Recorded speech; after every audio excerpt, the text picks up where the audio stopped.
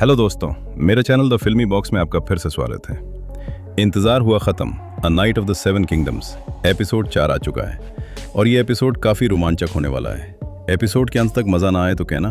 पिछले एपिसोड में हमने देखा था कि डंक को सिपाहियों ने बंदी बना लिया था। हम देखते हैं कि डंक को बंदी बनाया हुआ है। उसे काफ़ी भूख लग रही थी और एग वहाँ पर काफ़ी सारा खाना लेकर आता है। डंक सारा खाना खा लेता है। उसके बाद एग ने डंक से माफ़ी मांगी क्योंकि उसने डंक को सच नहीं बताया था। तब डंक भड़का हुआ था और एग ने बताया कि उसका नाम एगोन है। तब डंक को पता था कि अभी तक 4 एगोन टारगेरियन किंग बन चुके थे और ये भी एक राजकुमार था। तब एग ने बताया कि उसे डेरोन का शागिर्द बनना था, लेकिन वो दारू पीकर पड़ा रहता था, इसलिए वो डंक का शागिर्द बनकर यहाँ पर टूर्नामेंट में लड़ने के लिए आया था। डंक उस पर काफ़ी ज़्यादा चिल्लाने लगा और वहाँ पर एग रोने लगा। फिर उसने बताया कि उसके अंकल बेलोर डंक से मिलना चाहते हैं। तब वहाँ से दोनों आकर बेलोर से मिले और डंक एग की तारीफ करने लगा कि वो एक काफ़ी अच्छा शागिर्द और स्मार्ट लड़का है।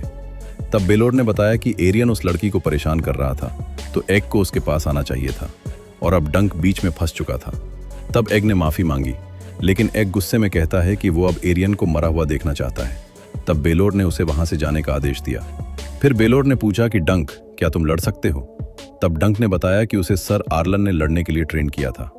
तब बेलोर ने बताया कि मेरा भाई मेकार को उसके बेटे डेरोन ने बताया कि तुमने एग का अपहरण किया है, और वहां पर उसने बताया कि एग को एक लंबा चौड़ा आदमी किडनैप करके लेकर गया, जो कि बेशक तुम ही हो।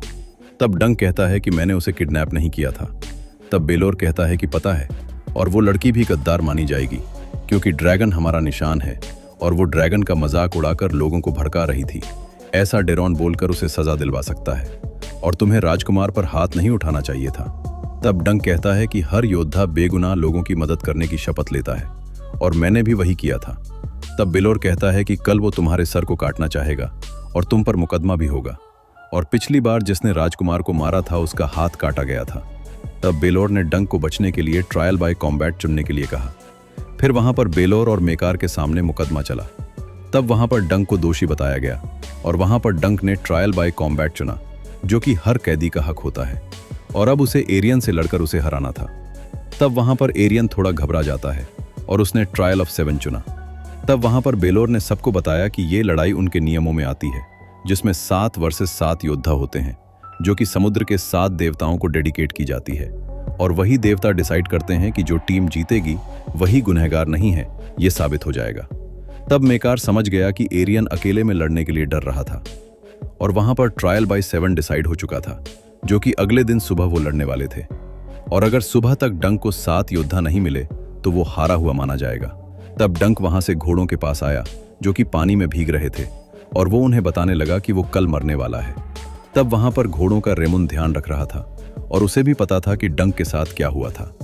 फिर वो डंक को लेकर अपने भाई स्टेफन के पास आया और ये लड़ाई अब काफी खतरनाक होने वाली थी, जिसमें स्टेफन को टारगेरियन लोगों से नफरत थी, इसलिए उसने डंक का साथ देने का डिसाइड किया क्योंकि एरियन ने लड़की के साथ गलत किया था। और स्टेफन अभी ही जाकर लियोनेल लैनिस्टर और सर ओथो जैसे दूसरे योद्धाओं को भी लाने का वादा करता है, और डंक की मदद करने के लिए वो वहां से निकल गया। तब वहां पर डंक और रेमुन परेशान थे और वहीं पर एग अपने साथ अपने भाई डेरोन को लेकर आया था, जिसमें वो दोनों उसकी मदद करने के लिए आए थे। तब डंक गुस्से में आकर डेरोन का गला पकड़ लेता है क्योंकि उसने डंक के ऊपर झूठा इल्जाम लगाया था और उसे फंसा दिया था। जिसके बाद डेरोन कहता है कि मैं अपने पिता के पास फंसना नहीं चाहता था, कि मैंने एग को खो दिया। तब एग और डेरोन ने बताया कि मेकार एरियन की तरफ से लड़ेगा और उसके साथ वहां पर शाही गार्ड्स भी आएंगे और डेरोन भी आएगा। लेकिन जैसे ही डंक डेरोन पर पहला हल्का वार करेगा, वो वहीं पर गिरकर अपनी हार मान लेगा, और इस तरह से वो एग के साथ डंक की मदद करने के लिए आया था। फिर एग ने बताया कि मेरे परिवार के पास कई सारे योद्धा हैं और मैं आपके लिए योद्धा लेकर आऊंगा। फिर डंक ने एरियन के खिलाफ जाने का उन दोनों को कारण पूछा, जिस पर एगोन ने बताया कि मैं छोटा था तब एरोन मेरे पास आता था और मुझे चाकू दिखाकर मेरे साथ गंदा मजाक करता था। वो काफ़ी बुरा है, वो खुद को एक ड्रैगन का अवतार मानता है और उसने मेरी बिल्ली को भी मार दिया था। इसके बाद डंक को लेकर डेरोन बाहर अकेले में बात करने के लिए आया और वहां पर डेरोन ने बताया कि डंक, मैंने तुम्हें अपने सपने में देखा था और तुमने ही एक काफ़ी बड़े ड्रैगन को सपने में मार दिया था, जो कि तुम्हारे ऊपर आकर गिरा था, लेकिन फिर भी तुम बच गए थे, और मेरे सपने हमेशा सच होते हैं, जिसमें तुम कुछ बड़ा करोगे, ये याद रखना। डंक ये सुनकर थोड़ा हैरान था। फिर डंक की नज़र टैंसल के टैंट की तरफ पड़ती है वो टैंट के भीतर जाता है और देखता है टैंसेल वहां से जा चुकी थी। तभी वहां पीट आता है और डंक को बताता है कि टैंसेल उसकी शील्ड उसके पास छोड़कर गई है। जिसके बाद पीट डंक को अपने टैंट में लेकर आता है और बताता है कि टैंसेल अब डॉन चली गई है। पीट ने डंक को उसकी शील्ड दी जिसके ऊपर टैंसेल ने निशान बना दिया था और पीट ने उसे अपग्रेड भी कर दिया था। उस शील्ड को देखकर डंक थोड़ा घबराया हुआ था, जिस पर पीट कहता है कि शील्ड के अंदर पेड़ भी है और अच्छे लोगों की मदद हमेशा कुदरत करता है, जो कि हमारी भी करेगा। सुबह होते होते डंक आकर अपने योद्धाओं से मिला। तब उसकी मदद करने के लिए वहां पर हेफ्रे ब्रदर्स के साथ सर रॉबिन और सर लियोनेल भी आ चुके थे, जो कि डंक की साइड से लड़ने वाले थे। और उन चारों के साथ डंक और स्टेफन को मिलाकर अब वो 6 योद्धा बन चुके थे। डंक ने उन सभी को थैंक्स कहा। वो सभी योद्धा बताते हैं कि एग ने पूरी रात घूमकर उन्हें लड़ने के लिए मनाया था। ये सुनकर डंक चौंक गया, क्योंकि उसे लगा कि ये काम स्टेफन ने किया होगा। वहां पर टारगेरियन की पूरी टीम आ चुकी थी। रेमुन और डंक ने देखा कि वो लोग सिर्फ 6 योद्धा थे, जिसके बाद दोनों को ये चीज काफी अजीब लगी। तभी वहां पर स्टेफन आया और स्टेफन ने डंक को बताया कि अभी उन लोगों को 2 योद्धा और ढूंढने होंगे, क्योंकि वो तो एरियन का 7वां योद्धा बन चुका है और एरियन ने उसे लॉर्ड बनाने का वादा किया था। इस पर रेमुन अपने भाई की गद्दारी से भड़क गया और उसने स्टेफन को धक्का दिया। इसके बाद स्टेफन वहां से भड़क कर चला गया और फिर रेमुन डंक को कहता है कि डंक मुझे अभी के अभी नाइट बना दो, क्योंकि मैं तुम्हारी तरफ से लड़ने को तैयार हूं। वहां पर लियोनेल को भी ये सही लगा और उसने डंक को बाकी योद्धाओं को ढूंढने के लिए कहा और लियोनेल ने रेमुन को नाइट बनाया और कसम खिलवाई कि वो बच्चे, औरतें और बुढ़ों की हमेशा रक्षा करेगा और खुद को एक महान योद्धा साबित करेगा। फिर वहां पर डंक और एरियन आकर लॉर्ड एशमिस से मिले और डंक 6 योद्धा के साथ लड़ना चाहता था। तब वहां पर एरियन ने बताया कि अगर तुम्हें 7 योद्धा नहीं मिले तो तुम हार गए, ऐसा पहले ही माना जाएगा। तब डंक ने थोड़ा और वक्त मांगा।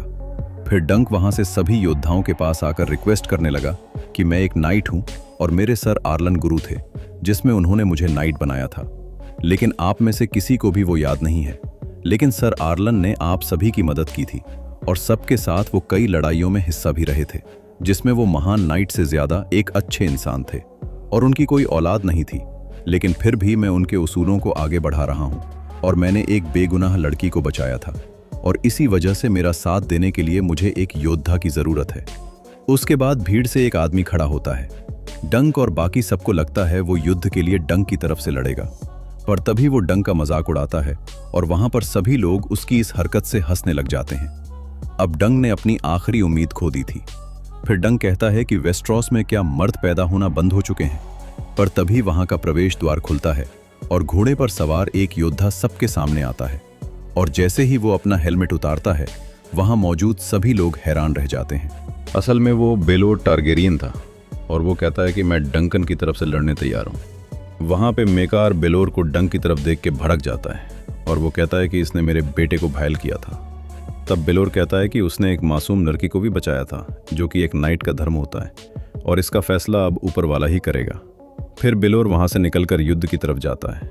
उसके बाद डंक भी युद्ध लड़ने के लिए तैयार हो जाता है। इसी ट्विस्ट के साथ ये एपिसोड यहीं समाप्त होता है। मिलते हैं अगले एपिसोड में। धन्यवाद।